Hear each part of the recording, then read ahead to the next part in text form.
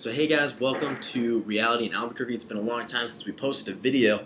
I just want to say thank you to all the people who have reminded me of that over the past month or so. Really actually do appreciate that, letting me know that you watched the videos and that you were sad they hadn't been any in a while. So appreciate that. I'm glad we're getting back to it. Apologize that it has been so long. Really, me, I got a little caught up with work and making new friends and those kind of things. So apologize for that. But we're going to get right back into it today. I'm actually a little bit nervous about tonight because my plan, I spent this afternoon after work, I was preparing for tonight. Plan was just continue in the study in 1 Corinthians. And I was set, had it all laid out, was excited for it. I was kind of stoked to get back into this. And I went to the gym before we came here. I don't usually dress like this. And something kind of weird happened. I was lifting, getting my pump on with my JT. Gotta love my JT. He gets me going at the gym. And my JT, Justin Timberlake. Yeah, I want to rock your body. Gotta love Justin Timberlake. Apologize for the car alarm. That's probably going to be going on and off tonight. It's been doing that. Yeah, let's go ahead and shut the door. So, but anyways, end of the gym. I was literally finished my last set. I was walking up the stairs to go get a drink of water before I left, and all of a sudden my phone switched over to my Pandora. And on my Pandora, it was on this Christian station I set up years ago. It was kind of cool, but it really freaked me out because I had uninstalled Pandora from my phone. So kind of a freaky little thing. Really wasn't sure what was going on, but I was like, okay, I guess, listen to some worship music on the way over. And it kind of hit me. I was kind of just listening to some songs, and I got out of my Pandora, went to my Spotify, put on my worship station I have on my Spotify, and I was just listening to worship on the way over, and it kind of hit me how weird it was that all of a sudden I was listening to Justin Timberlake, and as soon as I finished working out, just switched over to a Pandora station, which I had uninstalled. I hadn't listened to Pandora in, probably at least a year. And, long story short, I was just listening to this music, and it kind of hit me that, I was quite literally God letting me know that, hey, I appreciate you listening to me. I appreciate you getting back into this whole Bible study thing that I told you to do a long time ago, and you stopped doing it. And it was really, I just felt him, speaking to me through doing that. It was weird. God does weird things like that every once in a while to get our attention, and felt really strongly that rather than going into the next part of 1 Corinthians, that he really wanted me to share my testimony. So a little bit nervous about that. It's been a long time since I've done my testimony, because usually when I do my testimony, I keep it real surface. I kind of talk about my childhood, how I got into doing the whole pastoral thing and leading Bible studies and things like that. But he really put it on my heart that he really just wanted me to kind of bear all and just be really upfront and say, hey, this is where I'm at, this is where I've been, this is what God does in my life. And as I was sitting in my car, I started singing along with the music that was going on, and I really just felt like my heart had been, just dry, just thirsting. And I didn't, hadn't realized it, but all of a sudden I just felt it. God just really quenched this thirst I'd had in my heart that I didn't even realize was there, and I felt all this energy and all this passion come back into me. And it was cool, and I just, he just really felt like he was really strongly saying, "Hey, you need to share your testimony tonight." So I'm going to do that. I'm a little nervous about it, but I think it's something we're called to do, and it's something we need to do. So. I'll go ahead and do it tonight. So my testimony really starts, actually before we do that, I'm going to read my life verse. My life verse is something that became my life verse actually back in middle school, and it just always spoke to me. And for those of you who are kind of new to Christianity, life verse is Christianese for a verse that really just speaks into your life. A lot of people pick a life verse out of the Bible, and they just always applies to their heart and kind of speaks to them over and over throughout their life. And this is mine. It's 2 Corinthians 12, verses 9 and 10. And as I share my testimony, I'd really like us to keep these verses in our hearts and in our minds as I go through this, because this is really speaks so much into my life and where I've been in my life and where I'm going in my life. And even where I'm in my life right now, especially where I'm at right now. And it says this in verse 9 of chapter 12 in 2 Corinthians. But he said to me, my grace is sufficient for you. My power is made perfect in weakness. Therefore I will boast all the more gladly about my weaknesses, so that Christ's power may rest on me. That is why, for Christ's sake, I delight in weaknesses, in insults, in hardships, in persecutions, in difficulties. For when I am weak, then I am strong. And this really became my life verse because, as you'll see as I go through my testimony, one of the things I've struggled with the most is pride. Pride and depression, those are really the demons that have been, that have really attacked me my whole life. And you'll kind of see that here. So my testimony, we'll go ahead and start in back in 6th grade. I grew up in a Christian household. My parents are the strongest Christians I know. They've been through things in their marriage that most marriages would just crumble under. And they have the strongest marriage I've ever seen in my life. And you got to love them for that, because they really live out that relationship that we and are supposed to have with Christ. And my parents really just demonstrate that in their lives. And so I grew up with that, and I was very fortunate to grow up in that, very blessed, to use a Christian term. And but in 6th grade, something kind of happened in our family. My oldest brother, who I think most of the guys in our family would say was our hero. We all looked up to him. We aspired to be like him. He was that cool guy, He really wanted to be like him. And I remember when he was in high school, always talking about how he wanted to be a youth pastor and things like that. And he has that personality. You just gravitate towards, and he's just a really friendly guy. And we just wanted to be like him, and he really was my hero. And in my 6th grade year, he came to my family and said that he was no longer a Christian. Him and his girlfriend at the time were having a child, and really he just basically said he wanted nothing to do with the Christian faith. He found it phony, he found it fake, he found it ridiculous. And, when you're in 6th grade and your hero says something like that, it kind of takes you back. You really don't know how to react. Here's this guy who my whole life has been, this strong Christian in my life. This guy I really aspired to be like. I really respected. I still respect him to this day. But, it just kind of rocked me. And so I spent a year, an entire year of my life, doing everything I could to disprove Christianity.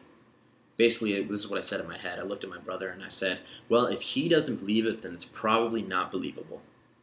So I set out to disprove Christianity, picked up every book I could where someone tried to disprove Christianity and failed. And I said, you know what, where you fail, I'm going to figure it out, because I'm in 6th grade. I know more than these philosopher types. So, of course, I read a lot of the classics, C.S. Lewis, Mere Christianity, Lee Strobel's book, Case for Christ, had just come out then. So I read through that, read through a lot of books, read through a lot of philosophers, really just dove into everything I could find, studied all the science behind it, looked at all these studies, found these cases after cases where physicists and biologists had come to Christianity through science and their discoveries in science and what they found in science. There was a really cool book by a physicist. I wish I could remember the name of the book, but he literally goes through every miracle in the Bible and explains through physics and these crazy, complicated physical equations that I didn't really understand, would never be able to understand really, explaining how every single miracle explained in the Bible is physically possible. And he had this theory that God obeys the laws of physics because he created that law. Just cool stuff like that. And basically, after a year of trying to disprove Christianity, it came to the point where the summer after my 6th grade year, I guess this really started the beginning of 6th grade for me, I was at a Bible study, or Bible camp, this retreat that my middle school went on, and I remember going outside. We had the service, and we had this worship session, and the pastor, Steve Dirks, at Lone Tree Bible Ranch, he said, hey, everyone just go outside and just spend some time with God. And I remember I went outside, and I remember the spot to this day. I went back there years later, and I found the same spot and did the same thing. Um, I went out to the spot. They had this grass field there, and I remember just falling on my knees and just staring up at the moon. And I remember the moon being bright and the stars were out, and I had this realization that night that I had spent a year. Really, what I was doing is trying to find God, trying to see His face, and trying to establish a connection with Him in some viable way. Um, and as I looked up, I remember so clearly this thought came into my head: "You've been looking for me, and I've been here all along.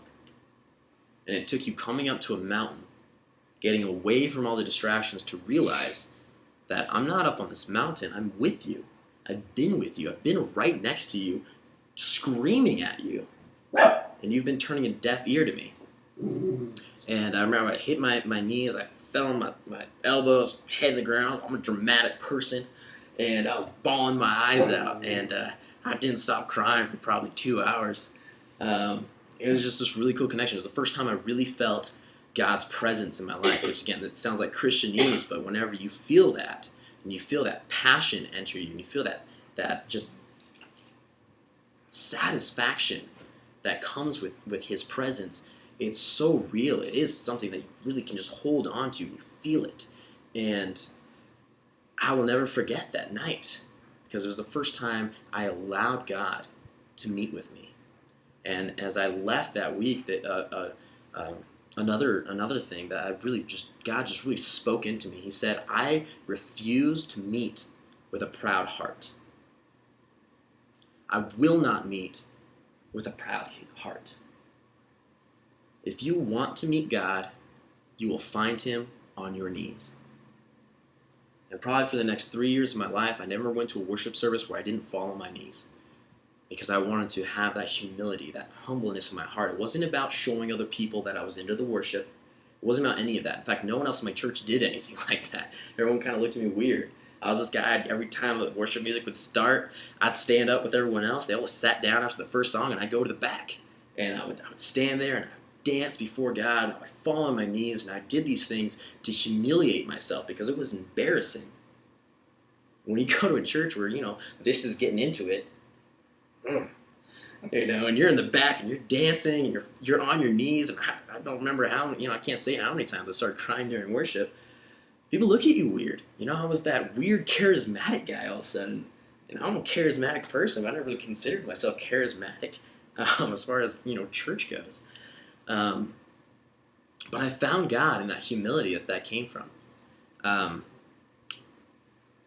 here's the thing, the humility, that pride that I had to break through, it didn't come through in the way you think of it. A lot of people think pride. They think, I don't struggle with pride. I don't feel like I'm too good for God. But that's not the pride I struggled with either. The pride I struggled with was, I'm not good enough for God. That was my pride. My pride was saying, my sins are so great that even though God says He can forgive me, He can take everything that I've done and everything that I do and how short I fall of the mark,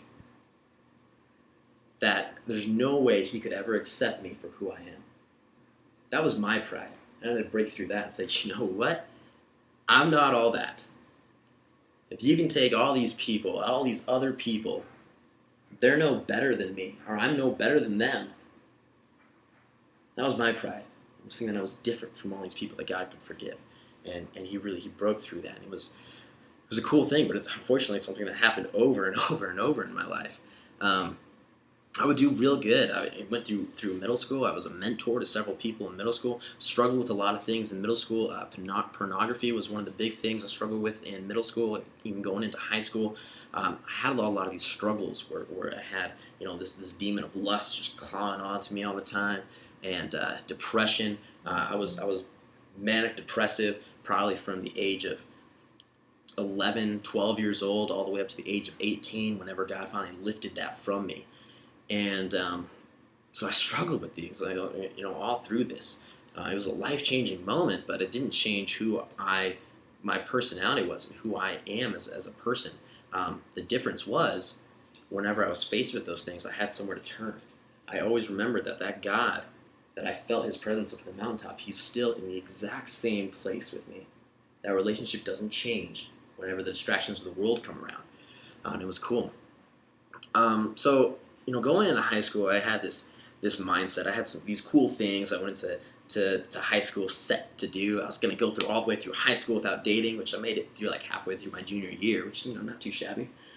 Um, all these things. I just didn't want these distractions. So the distractions of relationship. I felt really strongly that at that age, which was the correct thinking, unfortunately, I just forgot it somehow. Not somehow, just really pretty girls that had a strong relationship with God. So that's attractive. Um, I forget that. When you're at that age, your focus needs to be on God. And even going into your 20s and 30s, your focus needs to be on God until God brings that person into your life. And the best metaphor I've ever heard is what you need to do. And I wish I could remember what pastor said this. I think it might have been Piper, but I can't really remember. But there was a pastor, this sermon I listened to one time, where he said, when I met my wife, I was sprinting full speed towards God. And one day I looked over and there was this woman who was also sprinting full pace towards God. And we just joined hands and kept running. And that is cute. They're cool people. I mean, those pastors that they didn't kiss until the day they got married and all this cool stuff. They're great example of what love and what marriage is really designed to be, which is actually what we were going to talk about was marriage tonight. But that aside, that was the mindset I had going into middle school. Unfortunately, I lost sight of it because I got lonely. I was struggling with lust and depression, all these things, and attractive girl who loves God. Who doesn't love that? Come on. But anyways, end of high school, a lot of things happened in my family.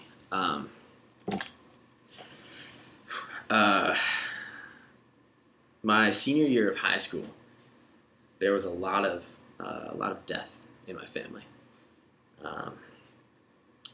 Thanksgiving, the week of Thanksgiving, my grandfather passed away, and it was just this shock to my system and really to the system of my whole family. My grandfather's just this great rock that we all just kind of rested our faith in, that we could always rely on, that he was always there.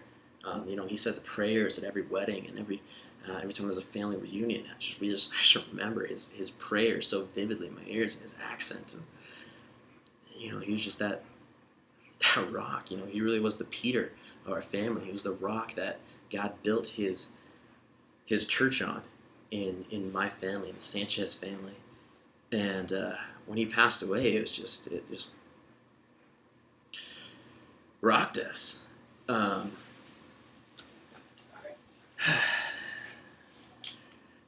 Me and Travis are tearing up here.